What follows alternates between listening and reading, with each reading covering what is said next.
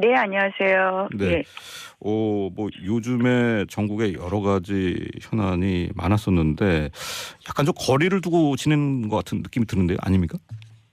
저 전국 현안에 대해서 아니요. 뭐 제가 전국 현안에 대해서 할 말은 제가 조용히 하고 있고요. 뭐 네. 최근에 여러 가지 이제 좀 이 정권이 처음 출범할 때는 사실 저희가 그래도 많이 좀 도와드리고 싶은 마음이 많은데 이제 저희도 여당 해봤지만 네. 이 정권 초기에 이 잘못된 좀 어떻게 보면 여론조사나 이런 걸 믿고 너무 우리가 하는 건 모든 정당성을 부여받은 것이다 하고 밀어붙이면 결국 국민 마음에서 멀어질 수 있는 거거든요. 그래서 네. 그런 말씀 같은 거를 좀 한 적이 있었죠. 그러니까 네.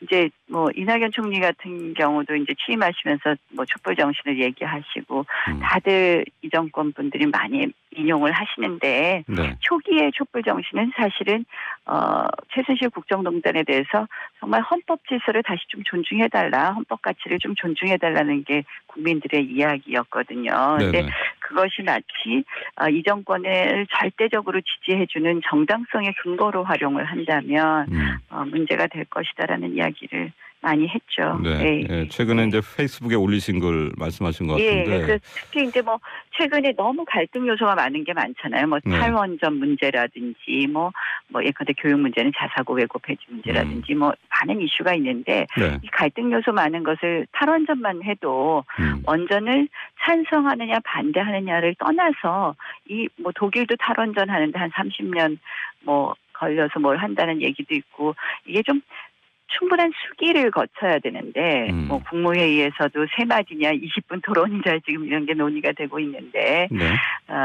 뭐 논란이 되고 있는데요. 너무 빨리 밀어붙인다 뭐 이런 말씀이세요? 예, 네. 조금 더 좀 수기 절차를 좀 거쳐야 되지 않느냐 예. 이런 걸 좀 지적하고 싶습니다. 그래서 우리가 흔히 정권 초기에 취하기 쉬운 이 여론조사의 함정이 있거든요. 네. 지금 이제 문재인 대통령 지지율이 한 80% 이상 나온다. 그러니까 정말 국민 전부가 지지하는 거 아니냐 이렇게 생각들을 하시겠지만 네.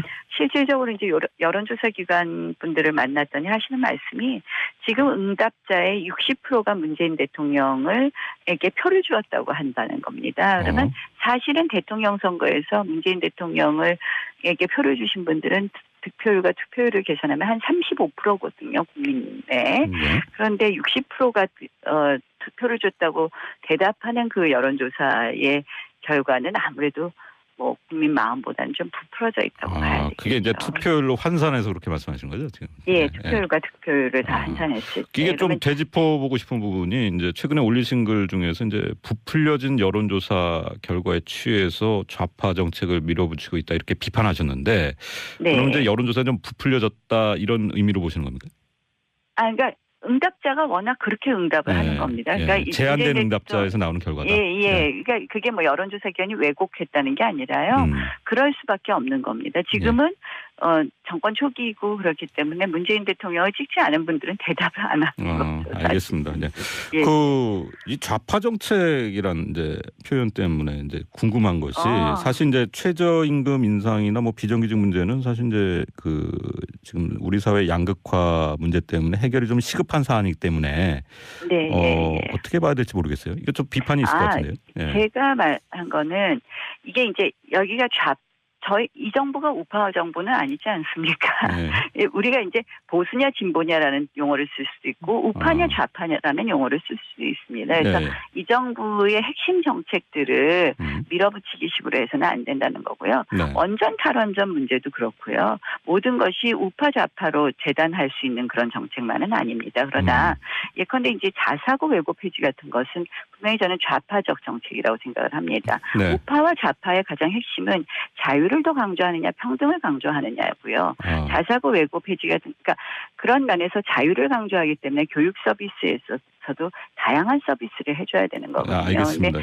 예, 그런 의미에서 좌파 정책이라는 의미입니다. 그래서 오늘 이제 오랜만에 나오셨기 때문에 우파 정부는 아니죠. 알겠습니다. 여쭤볼 것이 많아요. 그래서 서둘러 여쭤봐야 될 것 같은데 사실 이제 유석춘 혁신위원장 영입하고 나서 뭐 당 안팎에서 여러 가지 평가가 나오는데 당장 이제 최근에 문제가 됐던 것이 뭐 이른바 그 철학 없는 국회의원 명단 이런 걸 류 위원장이 과거에 네. 작성을 하셨다는데 이게 이제 결국 무슨 뭐 당쇄신 과정에서 무슨 일종의 살생부가 되는 게 아니냐 뭐 이런 얘기가 나옵니다. 근데 이 명단에 나 의원님 이름도 들어가 있어요. 그래서 어떻게 생각하시는지 궁금한데요. 제가 보니까 그게 뭐 시민단체 활동하실 때 무슨 야당 의원들하고 공동으로 발의한 의원들을 다 뭐 그 당시 야당 의원들하고 공동 발의한 의원들 명단을 이렇게 수집하신 거라고 그런데 저도 기준이 뭔지 잘 모르겠습니다. 그래서 뭐 제가 생각하기에는 그거는 이제 학자일 때 시민단체일 때 하신 활동이기 때문에 뭐 혁신위원장이 돼서 또 뭐 그것이 살생부냐 아니냐 뭐 이렇게 저희가 너무 뭐 예민하게 생각할 건 없고요. 아마 뭐 혁신위원장으로서 또 기준을 정하시겠죠. 그래서 그거 뭐 살생부냐 아니냐에 대해서는 별로 신경 쓰지 않고 있습니다. 신경 쓰지 않고 계시다고요? 예, 그건 이제 학자와 시민단체 활동을 하신 거고 이제 혁신위원장으로서의 기준은 달라야 되겠죠. 네. 그런데 뭐 박근혜 전 대통령 탄핵은 정치적 탄핵이고 억울하다고 류 위원장이 평가를 한 것은 지금 자유한국당이 좀 가져왔으면 하는 그런 방향, 뭐 보수 혁신이나 이른바 그 외연 확대와는 반대 방향이라는 느낌이 있습니다. 조금 그런 부분은 안타까운 부분이 있습니다. 그래서 이제 탄핵 국회에서 일어난 탄핵에 대한 뭐 정치적 견해는 굉장히 다를 수 있습니다. 저는 이 헌법 가치가 파괴된 것에 대해서 우리가 바로잡고 책임을 지는 게 맞다고 생각을 한 사람이었지만 뭐 거기에 대해서는 판단이 다를 수 있는데 유석춘 위원장께서 하신 말씀이 그 탄핵 재판 헌법재판소의 탄핵 재판에 대해서도 그런 입장을 취하시는 건지는 제가 좀 묻고 싶습니다. 그래서 헌법재판소의 탄핵 재판조차도 부정을 한다면 이것은 우파 가치에 굉장히 근본적으로 반하는 일이거든요. 저는 그동안 우파 정당, 보수 정당이 잘못했던 것, 자유한국당이 잘못했던 것은 우파의 가장 핵심 가치가 자유, 민주, 그다음에 법치라고 생각을 하는데요. 이 법치라는 부분을 너무나 무너뜨린 것이 문제였습니다. 그 부분을 존중하지 않은 게 문제라고 생각을 하는데 그래서 탄핵 재판 결과도 부정하시는 말씀인지 굉장히 궁금하더라고요. 그래서 그렇다면 좀 이거는 이 보수 정당으로서의 중요한 가치를 기본적으로 존중하지 않는 것 아닌가 이런 생각을 해봤습니다. 알겠습니다. 네. 자, 시간이 빨리 가는데요. 어제 이제 안철수 국민의당 전 대표가 뭐 제보 조작 사건 사과를 했습니다. 어떻게 평가하세요? 조금 빨리 하셨으면 좋았을 텐데. 빨리 했어야 된다. 예, 조금 시간이 좀 늦어졌죠. 그래서 조금 그런 부분은 안타깝고요. 그래서 아마 국민들께서도 그런 부분을 좀 안타깝게 생각하실 것 같습니다. 국민의당이 이른바 그 추미애 가이드라인을 말하면서 이제 검찰 수사의 공정성 문제를 거론하는데 이게 이제 정치적 수사의 성격이 있다고 보세요? 뭐 제가 이다 아니다라고 대답하기는 참 어려운데요. 추미애 대표의 발언은 그 당시 그 발언은 적절하지 않았겠죠. 그리고 이제 그것이 현실적으로 수사의 결과에 이렇게 나타나니까 당연히 국민의당으로는 반발할 수밖에 없는. 수사에 영향을 줬다고 보시는 거예요? 그럼? 영향을 줬다 안 줬다를 떠나서 적절하지 않았다고 생각을 하고요. 지금 이 사건은 저는 꼬리가 몸통을 흔든다고 본질이 바뀐 것 같아요.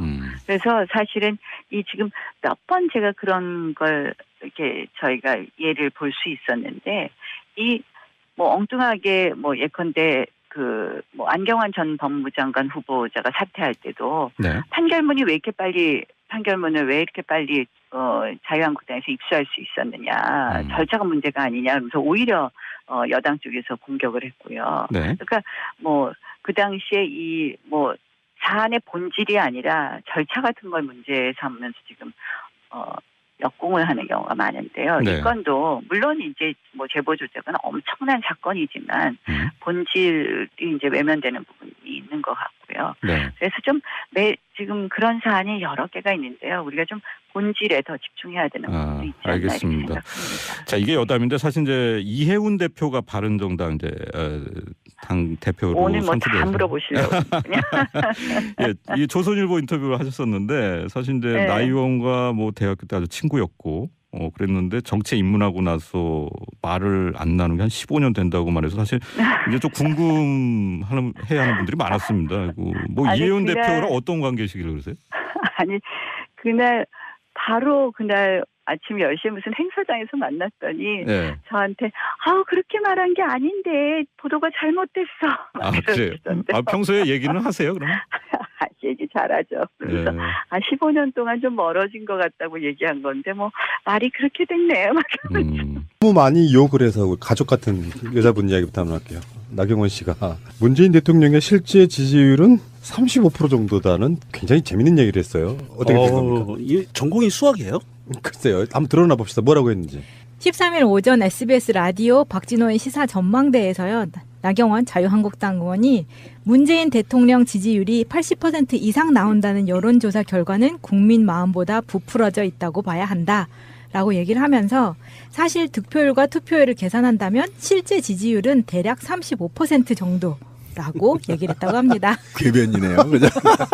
아니 이게 저는 심정적으로 이해가 돼요. 왜요? 이게 수학적으로 계산하면 대선 투표율, 득표율 그리고 지금 여론조사까지 이거를 같이 거기 믹스를 해버리면 비슷한 느낌은 와요. 전체 국민의 5천만 중에 80%가 넘는 4천만이 넘는 지지를 하는 게 아니다. 이 여자의 말은 그거잖아요. 그러면 주사위 지지율 나오는 사람들은 정당들은 어떻게 되는 거예요? 0%네. 아니 마이너스잖아 그러면. 그렇지. 자기들은 그렇게 안 했으면서 남이 그럴 때는 꼭 이런 식으로 이렇게 그런 사람들이 있는데 예를 들어서 홍준표를 뽑은 그 선거에서도요 여론조사 이용해 먹었거든요. 표본 집단, 모 집단이 있고 거기에서 대답한 사람들이 자기네 지지자들은 대답 안 한다 이렇게 이야기하는데 사실 여론조사가 정확하지 않다는 거 우리가 다 알고 있죠. 그래서 네. 욕도 많이 했지만 결론적으로 말해서 성별, 지역별, 연령별 뭐 이런 식으로 다 이렇게 모집단을 만들어가지고 거기에 맞는 표본으로 여론조사를 하는 거지 않습니까? 홍준표랑 좀 궤를 같이 하는 거예요. 문재인 대통령 지지율을 못 믿겠다. 실제로는 35% 정도밖에 안 나온다. 그냥 미친 거죠. 이런 판사 출신이 하는 말 치고는 정말 쓰레기 같지 않아요? 아니 이게 그 근거가 이거예요. 여론조사 기관 관련자의 이야기를 들어보면 지금 응답자의 60% 이상이 문재인 대통령에게 표를 주신 분들이다. 이렇게 얘기를 하거든요. 근데 관련자라고 주로 언론이나 정치인들이 그 관련자라고 얘기하는 거는 관련자로부터 나온 소스라고 얘기하는 거는 내 마음 속에서 나온 정보란 얘기거든요. 그 고민할 필요가 없어요. ARS 전화가 왔는데 문재인을 지지하십니까? 아니면 정책을 잘하고 있다고 생각하십니까? 손들어 보세요 하면 기분 나쁜 놈 끊어요. 그걸 응답률이라고 하고요. 응? 그다음에 끊었는데 이거 실제로 그 디지털 기계를 돌려본 사람 제가 돌려봤거든요. 네. 전공노이 그 기계가 한 2,500만짜리가 있어요. 제가 담당이었었는데 한 2년 정도 돌려봤는데 어떻게 되냐면 이 기계가 얼마나 똑똑하냐면 이 사람이 1번 문항까지 듣고 끊었는지 초단위까지 다 나와요. 그래서 그거를 분석을 하거든요. 그러면 예를 들면 나경원 말에 맞으려면 자기가 모델을 내놔야 돼요. 어떤 모델에 적용되면 이게 35% 정도 나온다라고 이야기하게 되는데 앞뒤 전후 전혀 없이 카더라로 발언을 하거든요. 그러니까 이런 말은 초등학생도 할 수 있어요. 그렇지. 초등학생도 할 수 있는 거지. 그럼 제가 이렇게 얘기하면 돼요. 사실상 문재인 지지율은 87% 정도로 하지만 실제로 현장 체험 지지율은 99%다. 내가 이렇게 얘기를 해도 전혀 하자가 없는 거예요. 그런 식으로 말하는 건 정치인도 아니고 이거 뭐 정치 몰입의 정도도 아니고 이거는 양아치 수준에 지나지 않는 거예요. 그러니까 그냥 미운 거야. 자기가 싫은 사람이 지지율이 높으니까 질투심이 강한 거야. 이런 데서 드러나는 거죠. 그게 너무 억지스럽잖아요. 억지스럽죠. 이제 사실 여론조사는 과학이라고 하고 의도만 없다면 표본 집단, 모 집단들을 통해 가지고 충족시키는 거잖아. 그러니까 맞아요. 뭐 응답자 중에 몇 %가 문재인 지지자다 이렇게 말하는 것 자체는 웃긴 거예요. 그 말도 안 되는 것이고. 제가 이 짚어보고 싶은 부분이 이제 최근에 올리신 글 중에서 이제 부풀려진 여론조사 결과에 취해서 좌파 정책을 밀어붙이고 있다 이렇게 비판하셨는데 네. 그럼 이제 여론조사 좀 부풀려졌다 이런 의미로 보시는 겁니까? 그러니까 응답자가 워낙 그렇게 응답을 하는 겁니다. 그러니까 제한된 응답자에서 나오는 결과다. 예. 그러니까 그게 뭐 여론조사 기관이 왜곡했다는 게 아니라요. 그럴 수밖에 없는 겁니다. 지금은 정권 초기이고 그렇기 때문에 문재인 대통령을 찍지 않은 분들은 대답을 안 하는 거죠. 알겠습니다. 네. 예. 이 좌파 정책이란 이제 표현 때문에 이제 궁금한 것이 사실 이제 최저임금 인상이나 뭐 비정규직 문제는 사실 이제 지금 우리 사회 양극화 문제 때문에 해결이 좀 시급한 사안이기 때문에 어떻게 봐야 될지 모르겠어요. 이거 좀 비판이 있을 것 같은데요. 예. 제가 말한 거는 이게 이제 여기가 이 정부가 우파 정부는 아니지 않습니까? 네. 우리가 이제 보수냐 진보냐라는 용어를 쓸 수도 있고 우파냐 좌파냐라는 용어를 쓸 수도 있습니다. 그래서 네. 이 정부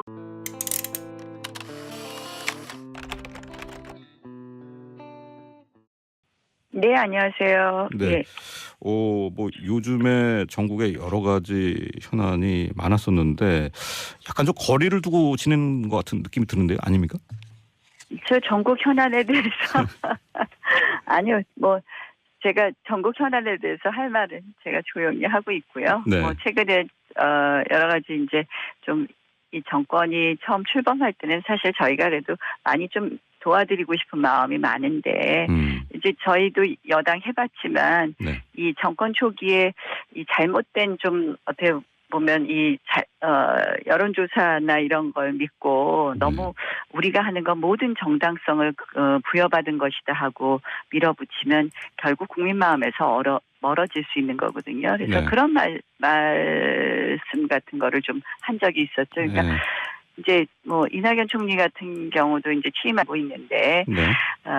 뭐 논란이 되고 있는데요. 너무 빨리 밀어붙인다 뭐 이런 말씀이세요? 예, 네. 조금 더 좀 수기 절차를 좀 거쳐야 되지 않느냐 이런 걸 좀 지적하고 싶습니다. 그래서 우리가 흔히 정권 초기에 취하기 쉬운 이 여론조사의 함정이 있거든요. 네. 지금 이제 문재인 대통령 지지율이 한 80% 이상 나온다. 그러니까 정말 국민 전부가 지지하는 거 아니냐 이렇게 생각들을 하시겠지만 네.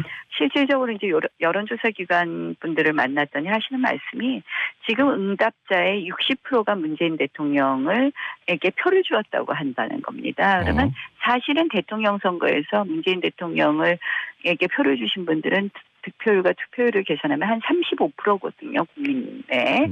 그런데 60%가 투표를 줬다고 대답하는 그 여론조사의 결과는 아무래도 뭐 국민 마음보다는 좀 부풀어져 있다고 봐야 되겠죠. 그게 이제 투표율로 환산해서 그렇게 말씀하시는 거죠, 지금? 예, 투표율과 득표율을 다 환산했을 때. 이게 좀 정부의 핵심 정책들을 밀어붙이기 식으로 해서는 안 된다는 거고요. 네. 원전 탈원전 문제도 그렇고요. 모든 것이 우파 좌파로 재단할 수 있는 그런 정책만은 아닙니다. 그러나 예컨대 이제 자사고 외고 폐지 같은 것은 분명히 저는 좌파적 정책이라고 생각을 합니다. 네. 우파와 좌파의 가장 핵심은 자유를 더 강조하느냐 평등을 강조하느냐고요. 자사고 외고 폐지 같은 그러니까 그런 면에서 자유를 강조하기 때문에 교육 서비스에서도 다양한 서비스를 해줘야 되는 거거든요. 알겠습니다. 근데 예, 그런 의미에서 좌파 정책이라는 의미입니다. 그래서 오늘 이제 오랜만에 나오셨기 때문에 좀 우파 정부는 아니죠. 알겠습니다. 여쭤볼 것이 많아요. 그래서 서둘러 여쭤봐야 될 것 같은데 사실 이제 유석춘 혁신위원장 영입하고 나서 뭐 당 안팎에서 여러 가지 평가가 나오는데 당장 이제 최근에 문제가 됐던 것이 뭐 이른바 그 철학 없는 국회의원 명단 이런 걸 류 위원장이 과거에 작성을 하셨다는데 이게 이제 결국 무슨 뭐 당 쇄신 과정에서 무슨 일종의 살생부가 되는 게 아니냐 뭐 이런 얘기가 나옵니다. 근데 이 명단에 하시면서 뭐 촛불 정신을 얘기하시고 다들 이 정권 분들이 많이 인용을 하시는데 초기의 촛불 정신은 사실은 최순실 국정농단에 대해서 정말 헌법 질서를 다시 좀 존중해달라, 헌법 가치를 좀 존중해달라는 게 국민들의 이야기였거든요. 그런데 그것이 마치 이 정권을 절대적으로 지지해주는 정당성의 근거로 활용을 한다면 문제가 될 것이다라는 이야기를 많이 했죠. 네. 최근에 이제 페이스북에 올리신 걸 말씀하신 것 같은데. 그 특히 이제 뭐 최근에 너무 갈등 요소가 많은 게 많잖아요. 뭐 탈원전 문제라든지 뭐 예컨대 교육 문제는 자사고 외고 폐지 문제라든지 뭐 많은 이슈가 있는데 이 갈등 요소 많은 것을 탈원전만 해도 원전을 찬성하느냐 반대하느냐를 떠나서 이 뭐 독일도 탈원전 하는데 한 30년 뭐 걸려서 뭘 한다는 얘기도 있고 이게 좀 충분한 수기를 거쳐야 되는데 뭐 국무회의에서도 세 마디냐 20분 토론이냐 지금 이런 게 논의가 되고